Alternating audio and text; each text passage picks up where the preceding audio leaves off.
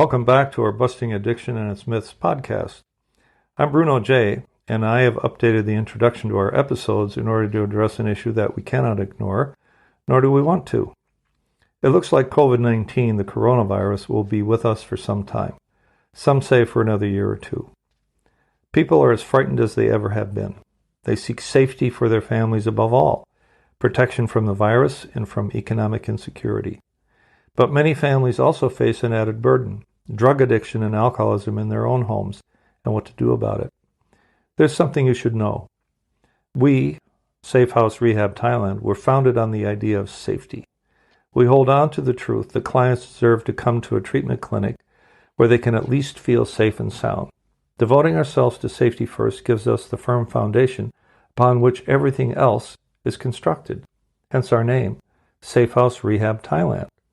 Thailand has been recognized as one of the world's safest places to be during the pandemic. Further, we at Safe House have made the right adjustments so that clients and staff remain and feel safe and sound. Masks are mandatory, as is social distancing, mandatory hand cleaning, daily blood oximeter readings, which is an early warning measure, and if by chance anyone doesn't feel well, the local hospital in Bang Bung is only minutes away. My podcast, Busting Addiction and Its Myths, is dedicated to serving families of still suffering addicts and alcoholics by providing evidence-based advice and insight so that you can make a better informed decision on what to do and what not to do. We are sponsored by Safe House Rehab Thailand, dedicated to a modern approach to recovery, which means that we absolutely outperform traditional rehabs when it comes to diagnostics, technology, and aftercare. To learn how we can help, just visit safehouserehab.com, where we post the latest news.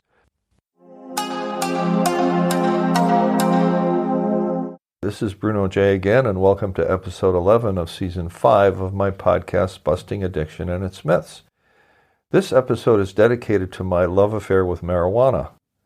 Now, why would anyone do that? Dedicate a whole story to a love affair with a drug?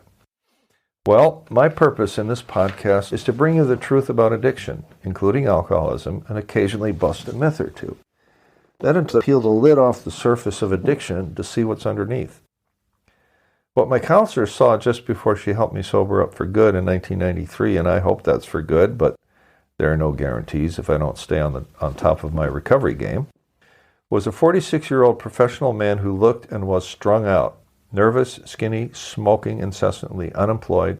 I had been fired from a 6-figure job, and telling her the story of my addiction to alcohol and dope, also known as Mary Jane, ganja, weed, marijuana, or pot. The point here is that most people have little clue as to how long some addicts have been addicted and how deeply a particular drug has embedded itself into the very fabric of one's life. The truth is that for the vast majority of users of an easily available, relatively cheap, and quasi-illegal drug like marijuana, smoking it came early, usually in their mid-teens, like 16, as it was in my case. And also drinking, so together with dope, you had the perfect little party of passing the joint and drinking the beer. At that point, for most users, it's a take-it-or-leave-it deal, except for the compulsive tug of the peer group, of course. For some other users, however, like me, it's the beginning of their lifelong love affair with the drug marijuana. You don't know at that point who's going where with this thing. I sure had no idea where it would take me. But it and other drugs and alcohol took me all the way to the bottom, or more accurately, it was my flagrant abuse of substances that had me slide down a slippery slope into a living hell which I escaped by sheer desperation.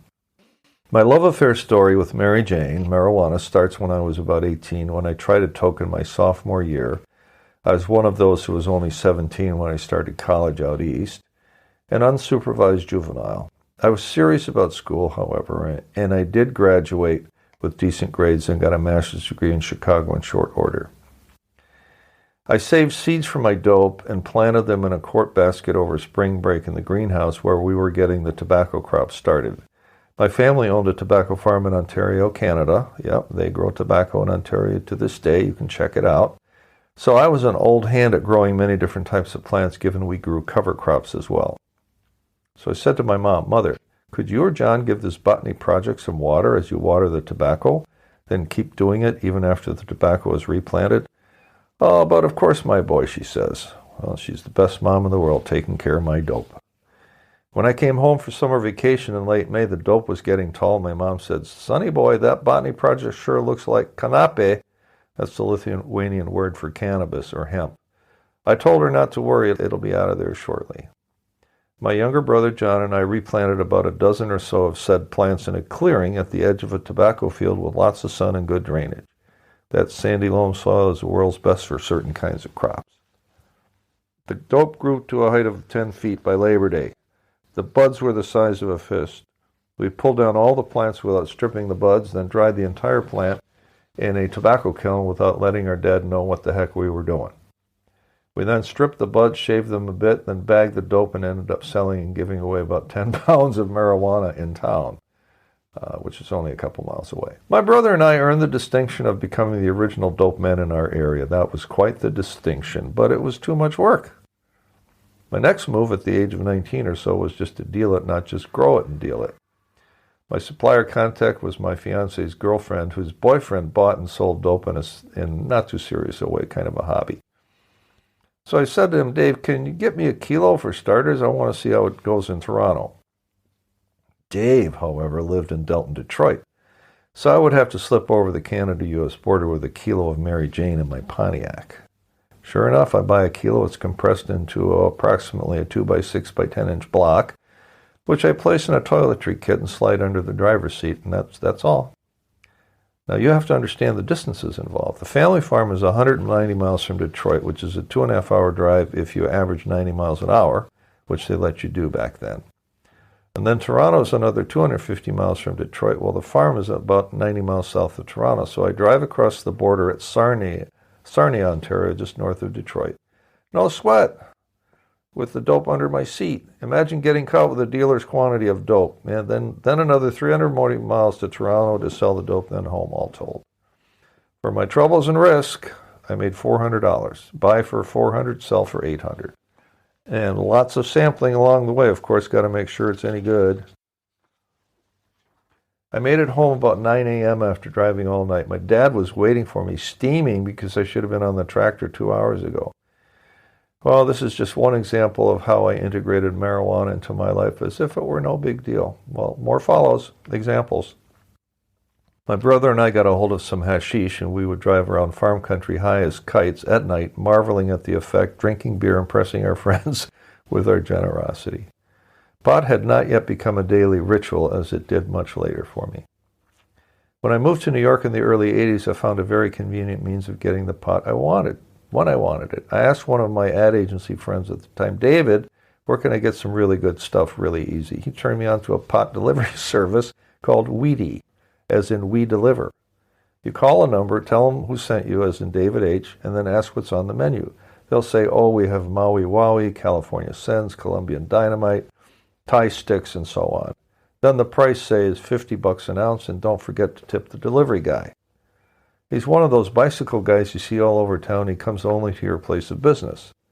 So the receptionist at my office at 29th and Park Avenue tells me there's a delivery for me. The guy brings his bike into the elevator, which isn't uncommon, comes into my office. I close the door. He opens his big leather bag, and it's holding the biggest stash of dope I've ever seen. Now, my bag is coated. I hand him $70 to cover the ounce of pot and his tip. So that's one of several New York stories. I think the weirdest one was when I went looking to bring a whole bunch of pot to a reunion where I was the designated dope man. I went into Bryant Park behind the New York Public Library on Fifth Avenue. The park was then a bad place in the 80s, with dope dealers and shooters all over. The dealers would creep along the sidewalk, sort of loud whispering, "Smoke, smoke," and he would then go somewhere else to make the exchange. I connected to a smoke guy. He went to a car, and then we both walked into a peep show in Times Square nearby. We went into the peep booth, paid $10 to have a woman show us her equipment, as I paid the man $150 and walked out. But the guy and I walk out together. Here I was, a man in a suit on a workday with a Rastafarian shaking my hand.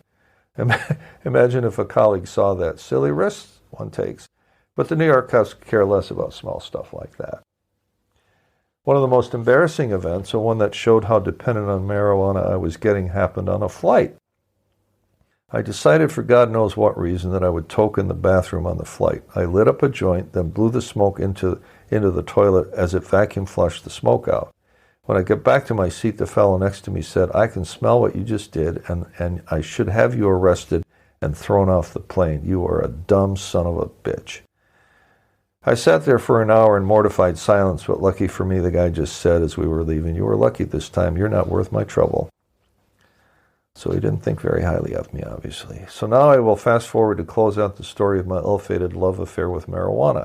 Keep in mind, I was also consuming vast amounts of alcohol near the end, and I was also using opiates at night because it kept my bed from spinning so I could sleep. So now what I've just told you covers about 20 years worth of smoking dope. Toward the end, after I got fired from a great job because I had become catatonic, that is, frozen to the point of uselessness and paranoia, marijuana did not work for me at all. I couldn't get high. I could not escape reality, the reality of my feelings. I could not keep the terror of insanity at bay. All I got was a sensation of having a nail driven into my skull. Even after I stopped drinking for my first try at sobriety in 1992, I thought it was okay to smoke pot. Good luck with that idea. I longed for a beer because, you see, my throat got so dry, and I was crazier than ever. It wasn't until I completely surrendered a year later to the fact that I was completely and utterly powerless over alcohol and drugs and sought help out of desperation that it became crystal clear that I had to be 100% abstinent and not allow any mind-altering substance into my system. And that realization marked the beginning of a life of freedom from Mrs. Marijuana that started in July of 1993. A happy divorce, to be sure. What did we learn from my love affair with the marijuana story? 1, it wasn't until I put on a new pair of glasses and looked back at my life to see how I had embedded a drug into my life as if it were the most natural thing in the world. 2, even after extreme embarrassment, I continued to not acknowledge, I continued to deny that I was profoundly addicted to pot in addition to alcohol and other drugs, and yet I continued to seek it out. 3, it starts early for most users. And because marijuana is cheap, easily available, and socially acceptable, it becomes readily integrated into daily life, particularly for young people. 4, this is a place for me to tell you that today's pot is 6 to 10 times more potent in its THC content than in the past. Addiction comes faster and becomes more debilitating than ever before. 5, when I admitted I was utterly powerless over marijuana and alcohol and sought help, I understood that I could not use any mind-altering substances to have a life free from the insanity I so feared.